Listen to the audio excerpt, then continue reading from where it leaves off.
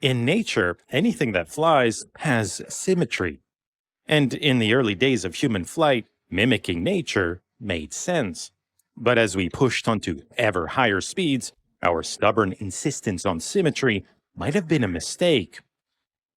In the 1950s, a brilliant NASA engineer began to push for a radical new approach, proving theoretically and with prototypes that aircraft didn't have to be symmetrical. The implications of his work are profound. It suggests we should be flying a lot faster and more efficiently than we are today. Since the dawn of flight, aircraft had been getting faster. In 1920, the fastest plane could barely reach 300 kilometers an hour. By the 1940s, they were already flying 3 times as fast, but there seemed to be a limit beyond which they simply couldn't go. Pilots called it the sound barrier. Above a certain speed, aircraft stopped accelerating, control became increasingly difficult, and stress forces could even cause an aircraft to break apart in midair. But in 1947, a daring test pilot flew an experimental plane beyond the speed of sound, proving that the sound barrier wasn't a barrier at all. It's just that supersonic flight revolved around a different set of aerodynamic principles. In the decades that followed, engineers mastered the physics of flying supersonic, pushing speeds ever higher. But a new challenge emerged, designing an aircraft that would perform well in both flight regimes. Any aircraft optimized for supersonic flight would, by definition, fly poorly at subsonic speeds. Because the ideal wing at lower speeds was long and straight, but for supersonic flight it was thin or sharply swept, a shape that struggled to generate lift at lower speeds. Engineers struggled to find a solution, eventually coming up with a kind of wing that could transform in midair, functioning more like a straight wing at subsonic speeds and sweeping back for supersonic flight. But variable sweep wings created their own set of problems. Pivot mechanisms had to bear immense lift, rotational, and bending forces. Shifts in the center of lift had to be compensated for with larger stabilizers or other systems, all of which added weight and complexity, largely undoing performance gains. Variable sweep wings were only successfully applied to a small number of military aircraft, none of which are still produced today. The sound barrier might not have been an actual barrier, but it seemed that flying faster would always involve serious trade-offs. By 1955, Robert Jones had made a name for himself as one of NASA's top aeronautical engineers. His groundbreaking work on the delta wing, once met with skepticism, had led to the greatest aerodynamic transformation since the very invention of the airplane. But his lifelong passion lay in an entirely different kind of design. It was called an oblique wing, a radical concept consisting of a single wing that rotated on a center pivot. Intuitively, it looks all wrong, as if it would simply corkscrew its way through the sky. But through wind tunnel tests and with radio-controlled prototypes, Jones proved that they were surprisingly stable and controllable. Because when it comes to generating lift, the air doesn't really care whether a wing is swept forwards or backwards, so it can fly. But why build an aircraft like this? Intuitively, a highly swept arrow shape seems like the correct way to minimize drag. But that's simply not the case.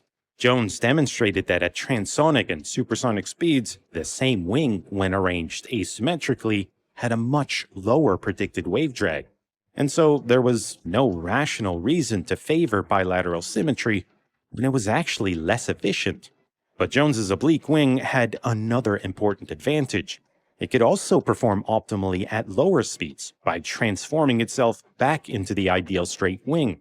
And compared to variable sweep wings, oblique wings would be easier to build. With a single pivot mechanism handling just one force, they would be lighter and less complex, and the center of lift would remain virtually unchanged regardless of the wing's position.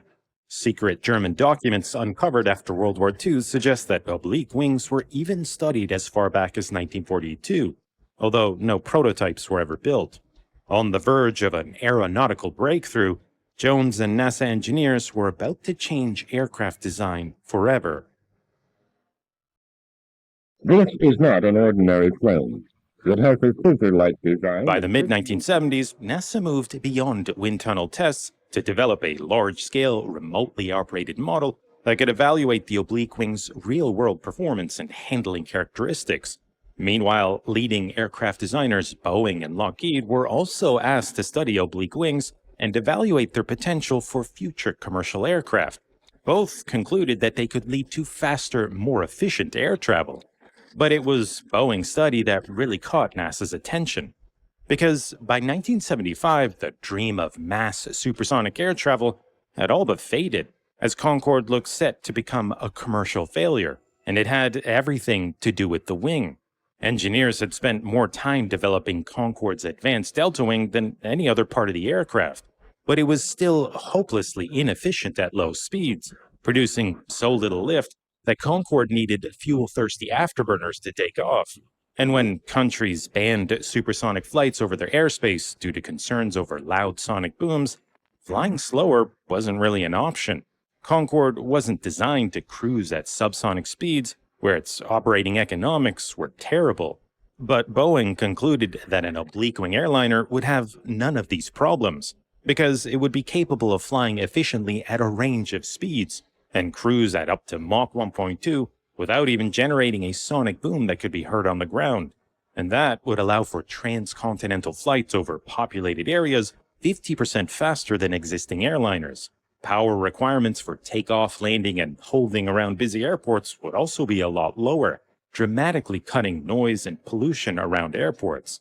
NASA was impressed enough to take the next leap forward. In 1976, development began on a scaled-down version of Boeing's design.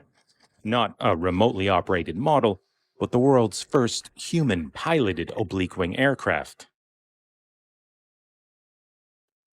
NASA's objectives were ambitious, but the 81 was modest in design, built mostly from fiberglass reinforced plastic and foam core. Two tiny jet engines provided less than 500 pounds of thrust for motivation. The cockpit had only the bare essentials, no fly-by-wire or computer assistance.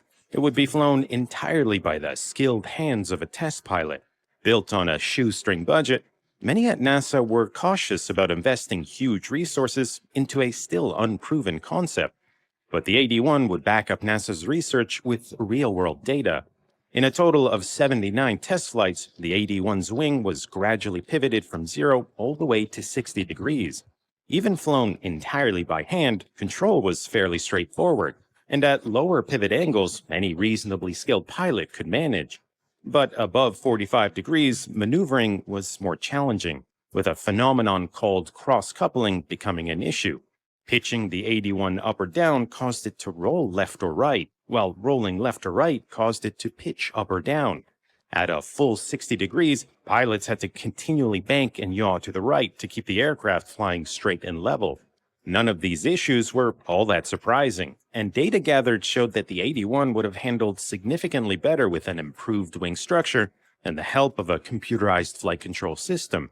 But the 81 maxed out at just 320 kilometers an hour, nowhere near the transonic speeds where oblique wings could begin to show their potential.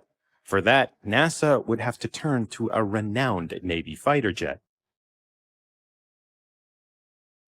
By the 1980s, the U.S. Navy had also taken an interest in oblique wings, because an oblique wing fighter could offer superior takeoff performance from a carrier and increased loiter time.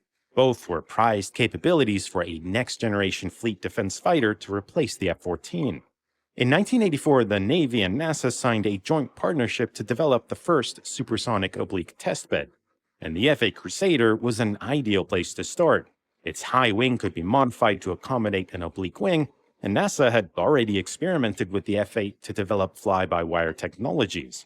A modest $36 million were allocated to the project. Design work was to finish by 1986, construction by 1990, and the first test flight was planned for May 1991. But after a successful design phase, the aircraft never got off the ground. In 1986, the Navy, caught up in deep budget deficits and cost overruns on other experimental programs, suddenly pulled funding. NASA couldn't carry the program alone, nor could it find a new partner. In 1987, the project was officially canceled. After nearly half a century, intensive research into oblique wing aircraft largely came to an end. Jones never gave up on the oblique wing. He continued his research into the 1990s, even at the age of 80, eventually shifting his attention to the development of a pure oblique flying wing, a concept that promised to be the pinnacle of aerodynamic efficiency and fly at Mach 1.5, with operating economics approaching that of a modern subsonic transport. Over the years, dozens of studies have demonstrated the potential of the oblique wing, and in NASA's own words, it remains a viable concept for large transports. But real-world advantages at transonic and supersonic speeds have yet to be tested in flight, and the challenges of flying at extreme wing pivots remain. Modern flight control technologies would go a long way to help realize the advantages. But the aviation industry is conservative by nature. Aircraft today look strikingly similar to those designed over half a century ago. The reality is, it's less risky for the industry to spend billions eking out single-digit gains in efficiency with a proven design than it is to start from scratch with a radical concept like the oblique wing. And that's why well-funded research programs like NASA's 81 are invaluable to the advancement of aerospace. Jones passed away in 1999, having made some of the most important discoveries in the history of aerodynamics, and his groundbreaking research has left many convinced that, despite obstacles, it's only a matter of time before oblique wings take to the skies. Aviation is full of big ideas, but some of them are a little bigger than others.